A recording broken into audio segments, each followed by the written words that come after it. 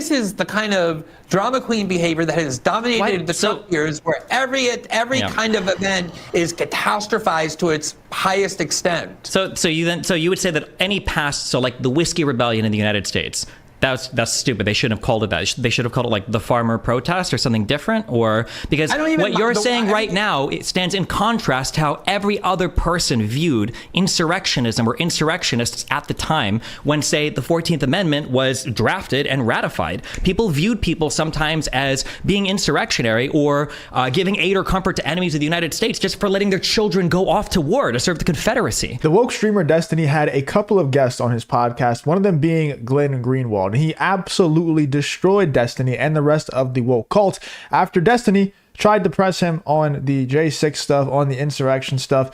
And it's funny because Glenn Greenwald exposes this in this video that Destiny posted on Destiny's own YouTube channel.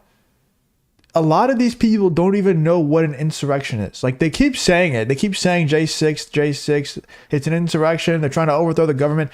And then you get to videos like this, where Destiny tries to throw that in Glenn Greenwald's face, and Greenwald destroys the woke streamer Destiny because he doesn't even know what an insurrection is. Let's get into this clip here from Destiny against Glenn Greenwald in this very heated debate about J6 and about what an insurrection even is. And never are the ones who don't use violence accused of felonies, let alone anything resembling the kinds of charges that the January 6th defendants face, because the ideological component here is what made this to be something so much bigger than in fact what it was. I'm going to ask the same question again. When in the history of the United States has the certification of the electoral vote, the peaceful transfer of power from one president to the next, been delayed by protesters or violent protesters?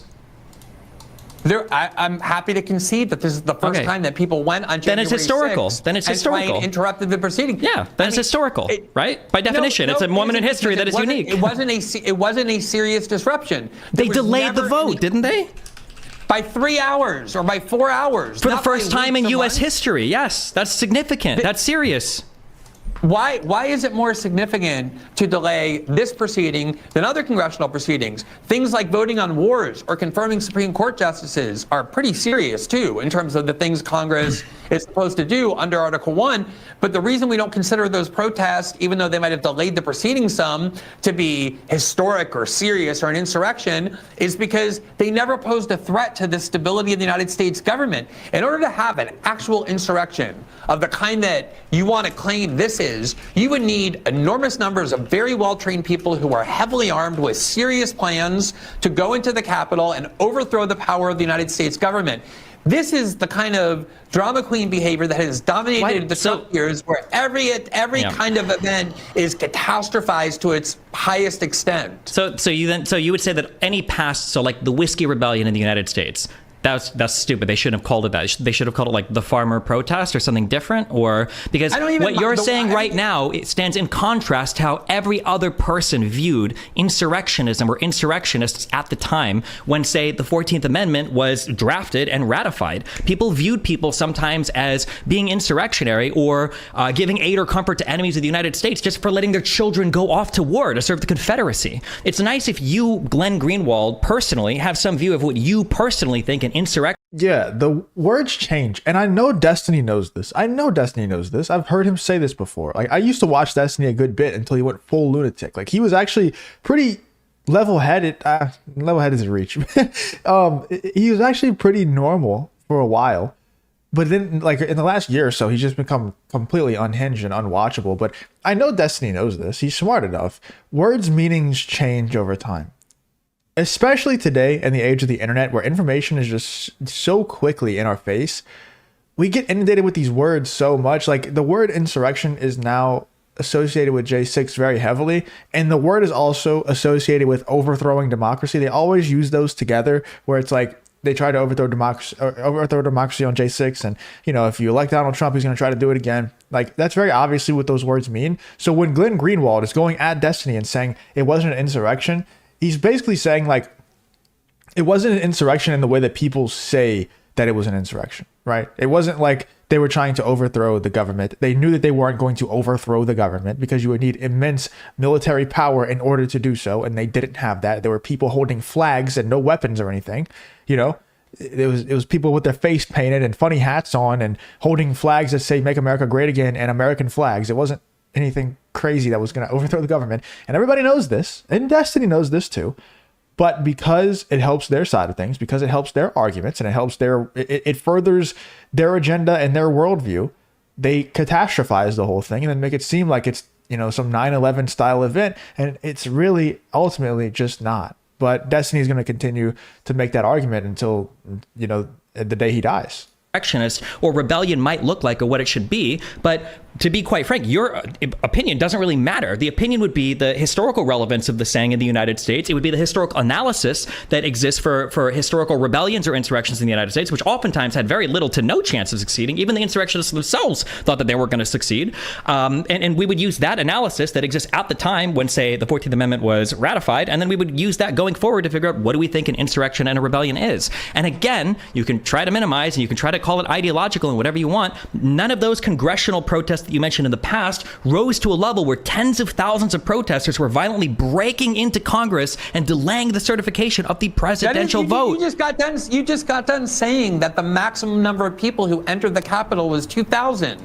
And now you're calling it tens of thousands of people because you know so well. In fact, you conceded in the very first question I asked you that of course there has to be a quantitative component in terms of the gravity of the threat in order to seriously call it an insurrection or a coup, which is why I began by asking you whether or not if two people armed with knives went to the Congress and demanded that Donald Trump be removed after he was declared the winner and threatened to use violence with their knives, whether that would in the history books or by our major newspapers be referred to as the United If you enjoy content like this, then make sure you leave a like and subscribe to the channel. It really does help me out a ton. Let's get back to the video. States fighting off a coup or an insurrection.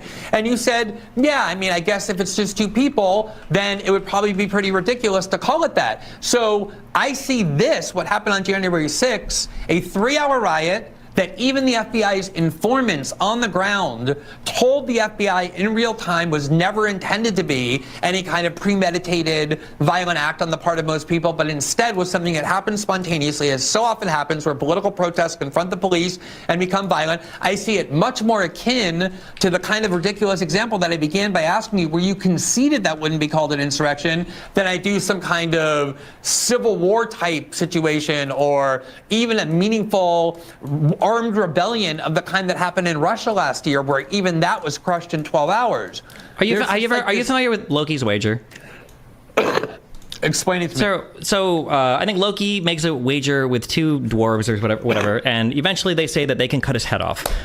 It comes to the point to where he loses the wager. They go to collect their bet, and when they're trying to figure out how to cut his head off, they're arguing over what part of the neck is when the head starts, and then the rest of the neck begins, basically. And the argument he eventually makes is, well, you can't take even a centimeter, an inch of my neck, therefore you're not allowed to cut my head off. You're trying to argue right now that because I might not consider two people an insurrection, that I can't possibly consider 2,000 people an insurrection. That's the same as you saying, since I can't tell precisely where your head ends and your neck begins, I might say that your toe is part of your head. This argument is nonsense, and the only way that you can make the argument is to continue to try to make comparisons to other more extreme coups or more intense insurrectionist attempts, which I agree. There can be more extreme insurrectionist attempts. There can be more extreme coups. But the reality... I genuinely just don't even understand how you can, in good conscience, even make this debate anymore, like make this point anymore, have these debates anymore from the Destiny side of things. Let me know in the comments if you agree or disagree.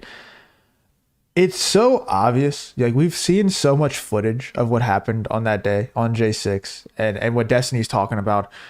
We saw the footage that Tucker Carlson released. We've seen a lot more footage that has been leaked as well.